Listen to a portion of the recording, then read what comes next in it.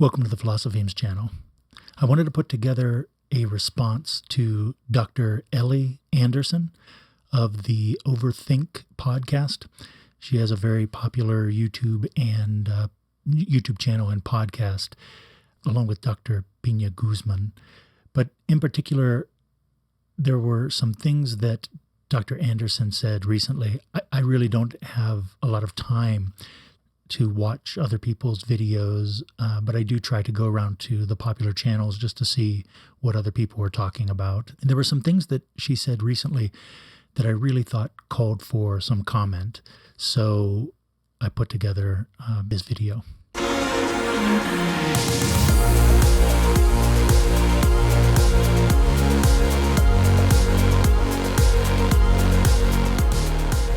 All right, so I put PowerPoint slides together for this so that I could keep track of where I'm at and, in essence, read these to you. They will function like subtitles or captions if anyone wants to read along.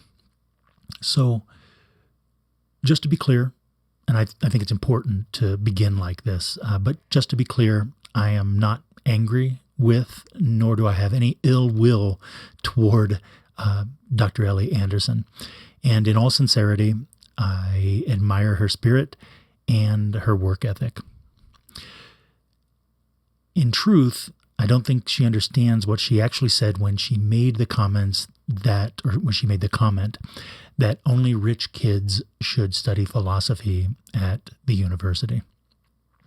And as offensive and egregious as that comment is, it correctly diagnoses the state of philosophy at the universities. So I wanted to put this video together. Yet at the same time, it also shows she does not understand what is happening in the by far majority of philosophy classrooms at colleges and universities. And again, I'll stop saying this after every comment, but I do think that it is important for her to consider this.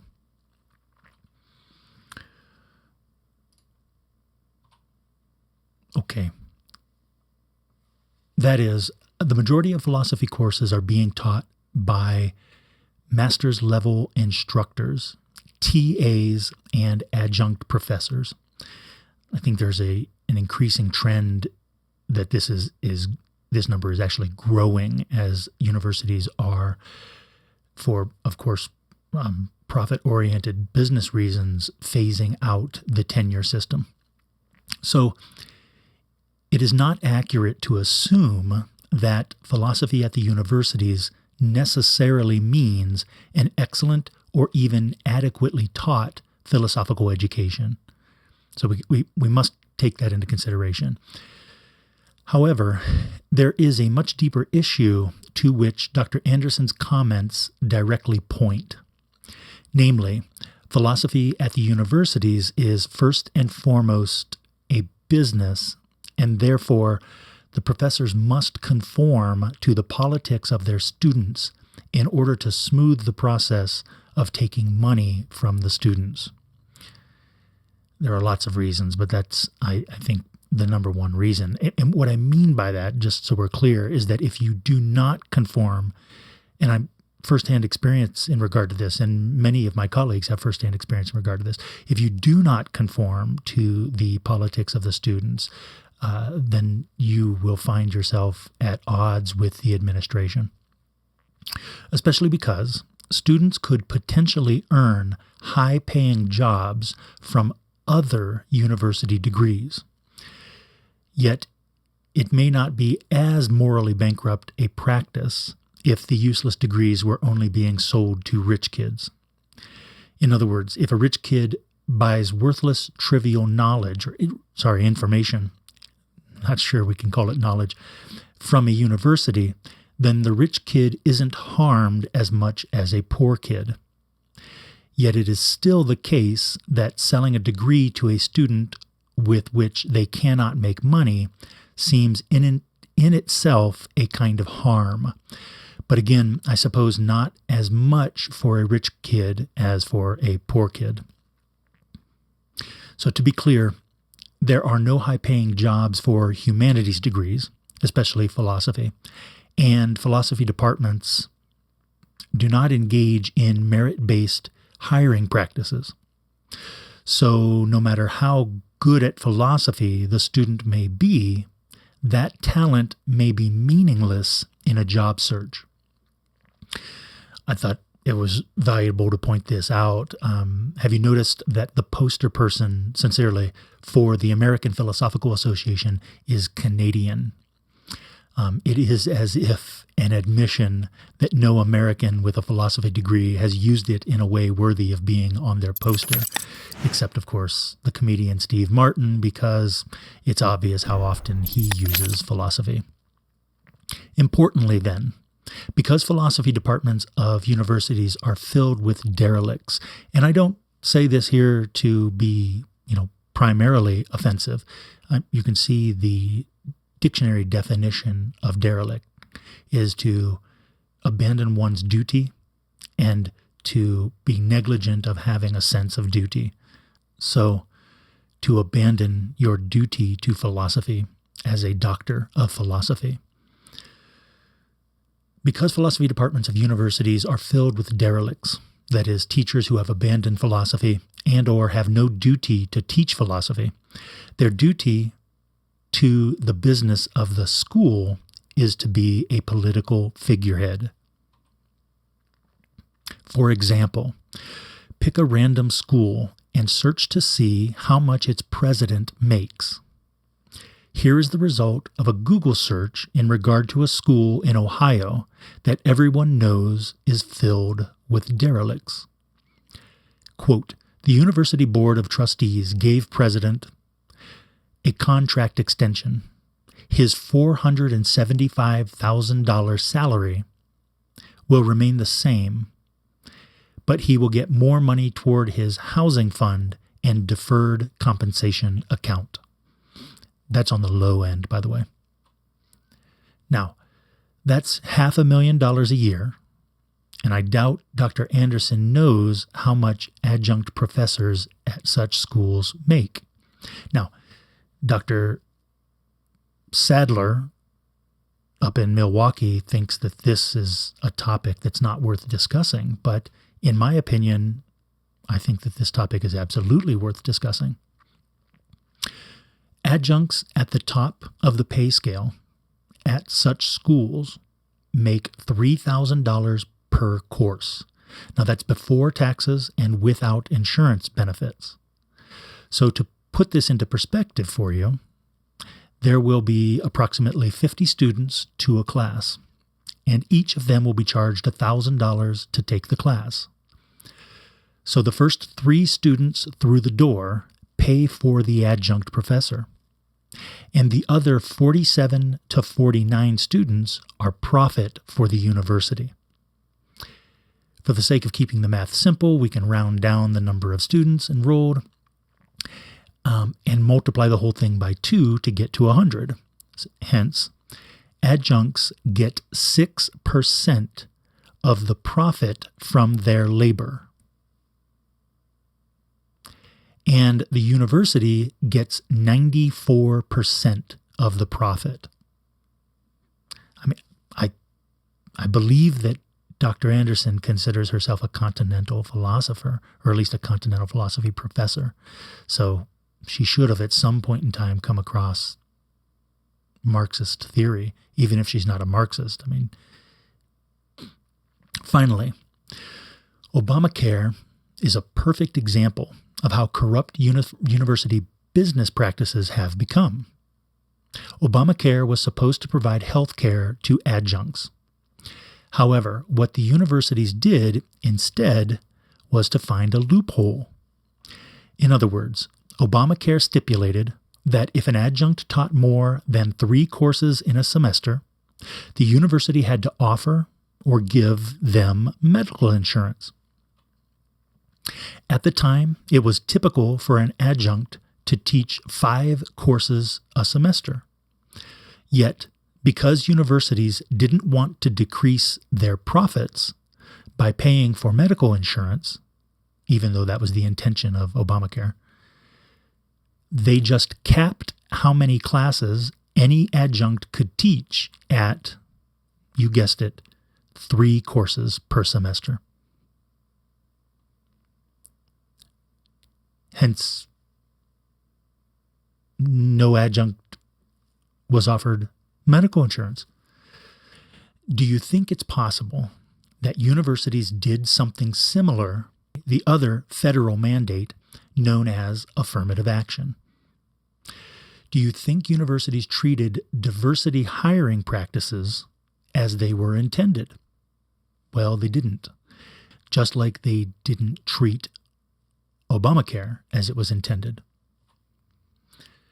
So-called diversity hiring practices created a situation where people could be hired to teach philosophy for reasons other than being good at teaching philosophy. I have been at multiple schools when they were hiring tenure-track professors, and I was even involved in the hiring process at one school. So I've seen the inside of the process too. I'll conclude then with these 2 examples. There was a school that opened up a global search for a professor. And by the way, I'm trying to remain as general and neutral with my language as I can so that I'm not, putting anyone on blast. Over 250 applications were received. There's a reason the number was so low. 500 plus is typical. But we won't go into that reason right now. Plus, if I went into that reason, it would reveal the school that I'm talking about. Now, there were some stellar candidates who applied. I'll just give mention of one, for example. One of the candidates graduated from the University of Oxford with a Ph.D. in philosophy. And if my memory is correct, this person had written approximately 8 books, and all, or at least the majority, but I believe all, of the books were published by Oxford. So for those of you who are outside of the academic circles, that's supposed to be significant. It was also the case that one of the candidates was a former student of the chair of the department. In fact, the chair had supervised this person's dissertation. And before the job search began, this candidate, this person, and I were friendly with one another, and we would converse at the university coffee shop on occasion, for example. During one of those conversations, prior to the job search, this person mentioned to me that they used to regularly spend time with the chair off campus. For example, getting intoxicated together and sometimes excessively so. There was a sort of exuberant comment made about how much wine the chair could consume. However, once the job search began, this person refused to speak with me ever again. After all the applications were considered, thoroughly one would imagine, it was narrowed down to 3 candidates. And after months of consideration, an absolutely amazing coincidence happened. It turned out that the best person for the job was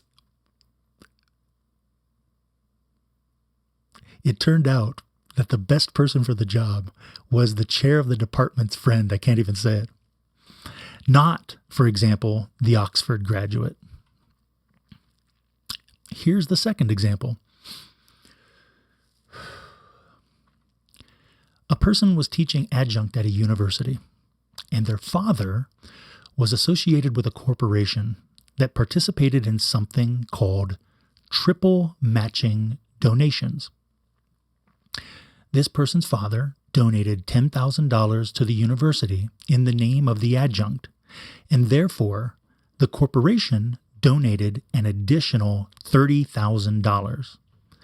That's That's a $40,000 donation to the school in the adjunct's name. This happened, to the best of my knowledge, at least 3 times. So that's $120,000 donated to the university in the adjunct's name. Suddenly, there was a job search in the department in which the person was adjunct. And again, a global search was opened. Many applications and candidates from around the world were considered. Then, ostensibly, another amazing coincidence happened. It turned out that the best candidate for the job was the person whose dad just donated $120,000 to the school. Now, what I find so fascinating about this is that if the new hire was paid approximately $40,000 a year, then for the first 3 years of this professor's career at that university, the university didn't pay them anything. The university essentially functioned like a pass-through for a child's allowance from their dad. It's amazing when you look at it. It's amazing. It really is amazing, in my opinion. So, some rich guy's kid gets to be a professor at a university, and their dad is the one paying their wages. And if anyone tries to point out that these candidates weren't the best candidates, it doesn't matter, because the university has the loophole of diversity hiring to use to justify the hires. Hence, when Dr. Ellie Anderson says only rich kids should study philosophy at the university, she's actually really on to something true, but not for the reasons that she thinks. And to be super clear here, what I'm about to say is not for any political reason. Rather, what I'm about to say is true regardless of your politics. Nowadays, philosophy at the universities is a derelict boutique enterprise where you learn things like the N-word is bad, men can be women if they want, and how to think about the trolley problem. If you think going into $100,000 debt, or even spending $100,000 of your parents' money to learn these things that some people, I thought the majority of people learned in elementary school, if you think it's worth it, then you certainly should go buy a degree from one of these bands of sophists. And of course that's a technical term, but I do believe terms like imposters. I've got a few other terms, but I'm just going to leave them out now. I can't recall them presently. This is the state of philosophy at the universities today. And so to conclude, if Dr. Anderson wants to use the popularity of her platform to advocate for justice for philosophy, then she should shine a light on issues such as these. I wonder why she doesn't. I happened to turn on one of their podcasts because I was cleaning, and I thought, I'll listen to their podcast. I don't listen to the podcast. I haven't listened to their podcast, but I thought, I'll turn on their podcast. I turn on the podcast, and I hear Dr. Anderson complaining about Scarlett Johansson playing an Asian character in a movie. She couldn't recall the name of the movie, but it was Ghost in the Shell, I think. In either case, that just seems so cliche. Is that a real concern? And if that's a real concern, don't you think it should take a backseat to concerns like these? These are my comments for Dr. Ellie Anderson. Dr. Anderson, Thank you very much.